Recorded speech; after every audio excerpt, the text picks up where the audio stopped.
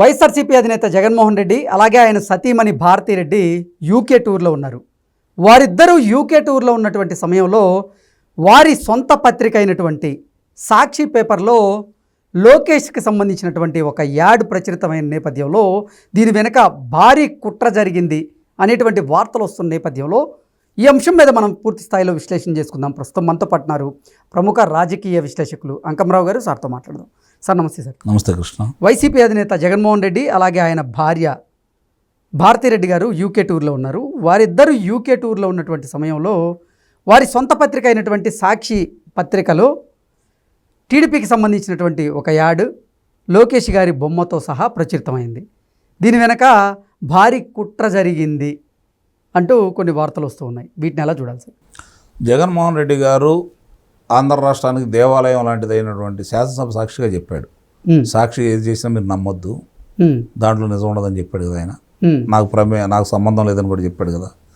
కాబట్టి దాన్ని పరిగణలో తీసుకుందామా, లేదా ఇప్పుడు మీరు అడిగిన దాన్ని పరిగణలో తీసుకుందామా? అంటే సాక్షి అంటే ఇప్పుడు జగన్మోహన్ రెడ్డి సొంత పత్రిక అంటూ చాలా మంది భావిస్తూ ఉంటారు. సొంత పత్రిక కాదని ఎవరు అన్నారు? సొంత పత్రిక. కానీ ఆయన మాట అన్నాడు. ఇప్పుడు దాన్ని భావిద్దామా, ఇది భావిద్దామా అంటే ప్రజలకు అర్థం కావాలి కాబట్టి నేను అడుగుతున్నాను. అంటే ఇక్కడ గుర్తుపెట్టుకోండి, డబ్బు తప్ప రెండోది ఏది ప్రాధాన్యత కాదు వాళ్ళకి. ఇప్పుడు ఆ ప్రకటన వస్తే వాళ్ళకి డబ్బులు వస్తాయి కదా, ఉచితంగా అయితే ఏమి వేయరు కదా. అవును. ప్రభుత్వానికి సంబంధించి ప్రకటనలు విడుదల చేసే దానిలో కొన్ని మార్గదర్శకాలు ఉంటాయి. ఆ మార్గదర్శకాల ప్రకారం ఎవరు ఏ పత్రికకి ఎన్ని ప్రకటనలు ఇవ్వాలి, ఏ స్థాయిలో ఇవ్వాలనేది ఒక నిర్ణయం ఉంటుంది. కానీ ఇది అంటే ప్రభుత్వానికి సంబంధించినటువంటి యాడ్ కాదు. దాన్ని చెప్తా.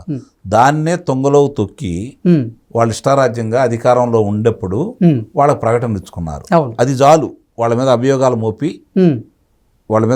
మోపి ఆ డబ్బులు ఎన్నిక రాబట్టడానికి. ఇప్పుడు ఇక్కడికి వచ్చేతలకి ఏంటంటే, ఇది తెలుగుదేశం పార్టీ లోక్సభ సభ్యుడైనటువంటి అక్కడ నెల్లూరు లోక్సభ సభ్యుడు ఇచ్చినటువంటి దాని ప్రకటన. అంటే ఇప్పుడు మీరు అర్థం చేసుకోవాల్సిందంటే, లోకేష్ ప్రతిభని, లోకేష్ శక్తి సామర్థ్యాలని సాక్షి పత్రిక కూడా కొనియాడింది అని మీరు భావించాలి. ఎందుకంటే ఇక్కడ ఇంకొక అంశం కూడా ముడిపడి ఉంది. లోకేష్ దగ్గర శక్తి సామర్థ్యాలు ఉన్నాయని, అతను తదుపరి చంద్రబాబు నాయుడు గారి తర్వాత తెలుగుదేశం పార్టీకి దిశ నిర్దేశం చేయగల శక్తి సామర్థ్యాలు అతనికి ఉన్నాయని చెప్పని ముందుగా గుర్తించిన వాళ్ళు ఎవరన్నా ఉన్నారు అంటే అది జగన్మోహన్ రెడ్డి అండ్ భారతిరెడ్డి. ఓకే. ఎందుకంటే చంద్రబాబు నాయుడు గారు వయసు రీత్యా ఇంకో 5 సంవత్సరాలు వాళ్ళు అనుకుంది. 2019లో ఓడిస్తే 2024కి ఆయన అందుబాటులోకి ఉండడు కాబట్టి మనకు లోకేషే ప్రత్యర్థి. కాబట్టి లోకేష్ను వ్యక్తిగత హననం చేస్తే అతను నిరాశ నిస్పృహలతో లోనైపోయి రాజకీయాలు దూరంగా ఉంటే ఇక తెలుగుదేశం పార్టీకి దిక్సూచి ఎవరు ఉండరు, దిక్కుముక్కు ఎవరుండరు, మనకు అడ్డుపడే వాళ్ళు ఎవరుండరు అని చెప్పని భావించి మొట్టమొదటి కూడా చంద్రబాబు నాయుడు గారిని అందుకే ఆయన ముసలాయన అని చెప్పని మాట్లాడుతూ సంబోధిస్తూ ఆయన గురించి కాదని చెప్పి చెబుతూ లోకేష్నే టార్గెట్ చేశారు వాళ్ళు. కాబట్టి లోకేష్ యొక్క ప్రతిభా బాట వాళ్ళు ముందుగా గుర్తించింది జగన్మోహన్ రెడ్డి, వాళ్ళ సతీమణి భారతిరెడ్డి గారు. ఓకే. ఇప్పుడు ఈ ప్రకటనలో తీసుకున్నారంటే దాని అర్థం ఏంటంటే కార్యకర్తలు కావచ్చు, నాయకులు కావచ్చు, వాళ్ళ కార్యకర్తలు, వైఎస్ఆర్సీపీ కార్యకర్తలు కావచ్చు, నాయకులు కావచ్చు, ఆలోచించుకోవాల్సింది ఏంటంటే, ఇంత యుద్ధం చేస్తుంటే మన మీద ఇలా జరుగుతూ ఉంటే, నాయకుడి కోసం మనం ఇలా చేస్తూ ఉంటే ఆ నాయకుడు డబ్బులు వస్తాయి అంటే వాళ్ళు ఇచ్చిన దాన్ని తీసుకుంటారా? ఇదేనా న్యాయం? ఇప్పుడు జగన్మోహన్ రెడ్డి కానీ లేదా జగన్మోహన్ రెడ్డి సతీమణి భారతిరెడ్డి కానీ ఇండియాలోనే ఉండుంటే, ఆంధ్రప్రదేశ్లో ఉండుంటే ఈ యాడ్ ప్రచురితం అయ్యేదా అంటే ఏం చెప్తారు? వాళ్ళకి తెలియకుండా చీమ కూడా అక్కడే దూరదు. ఓకే. వాళ్ళకి తెలియకుండా, వాళ్ళ అనుమతి లేకుండా జగన్మోహన్ రెడ్డికి సంబంధించినటువంటి వాళ్ళ సంస్థల్లో ఆయన అనుమతి కానీ వాళ్ళ సతీమణి గారి అనుమతి కానీ లేకుండా చేసే ధైర్యం, అంత తెగింపు వేరే వాళ్ళకు ఉంటుందని అయితే నేను భావించను. మరి దీని వెనక భారీ కుట్ర ఉంది అంటూ కొన్ని వార్తలు వస్తూ ఉన్నాయి. పార్టీని మూసేసుకోవాలనే తలంపులో ఉన్నాడు ఆయన. ఓకే. పార్టీని మూసేసుకోవాలంటే ఏం చేయాలి? ఇప్పుడు నేను పార్టీని మూసేస్తాను రా బాబు అంటే చాలా నిబంధనలు ఉంటాయి దానికి. సరే నువ్వు తప్పుకో, మేము నడుపుకుంటామని చెప్పి మిగిలిన వాళ్ళు దాన్ని స్వాధీనం చేసుకోవచ్చు. ఇప్పుడు ఈ విధంగా చేసుకుంటూ వెళ్ళారనుకోండి, నాయకులు వెళ్తున్నారు, కింద స్థాయి నాయకులు వెళ్ళిపోతున్నారు, అధికార ప్రతినిధులు వెళ్ళిపోతున్నారు, శాసనసభ్యులు వెళ్ళిపోతున్నారు, లోక్సభ సభ్యులు వెళ్ళిపోతున్నారు. ఇప్పుడు ఇలా చేసినందువల్ల కార్యకర్తలు అందరూ బయటికి వెళ్ళిపోయారు అనుకోండి, ఇంకేముంది, ఎవరు లేరు, మేము పార్టీని మూసేసుకున్నాం అని చెప్పుకోవచ్చు కదా. లోకేష్ దగ్గర శక్తి సామర్థ్యాలు ఉన్నాయని, అతను తదుపరి చంద్రబాబు నాయుడు గారి తర్వాత తెలుగుదేశం పార్టీకి దిశ నిర్దేశం చేయగల శక్తి సామర్థ్యాలు అతనికి ఉన్నాయని చెప్పని ముందుగా గుర్తించిన వాళ్ళు ఎవరన్నా ఉన్నారు అంటే అది జగన్మోహన్ రెడ్డి అండ్ భారతిరెడ్డి. ఓకే. ఎందుకంటే చంద్రబాబు నాయుడు గారు వయసు రీత్యా ఇంకో 5 సంవత్సరాలు వాళ్ళు అనుకుంది. 2019లో ఓడిస్తే 2024కి ఆయన అందుబాటులోకి ఉండడు. ఓకే.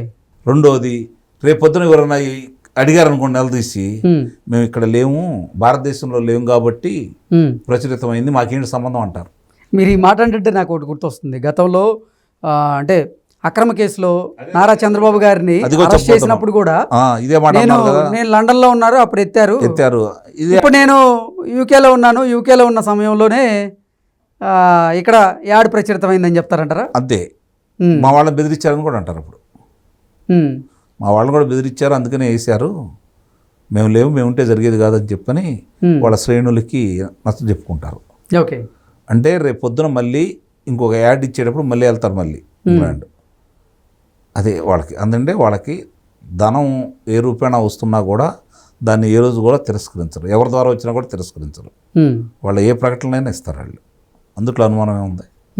దాని గురించి మనం ఎక్కువగా అంటే భారతిరెడ్డికి తెలియకుండానే ఇది జరిగింది అనే దాంట్లో అయితే వాస్తవం లేదండి. అసలు ఆ మాటే మర్చిపోండి మీరు, అసలు ఆ మాట మర్చిపోండి.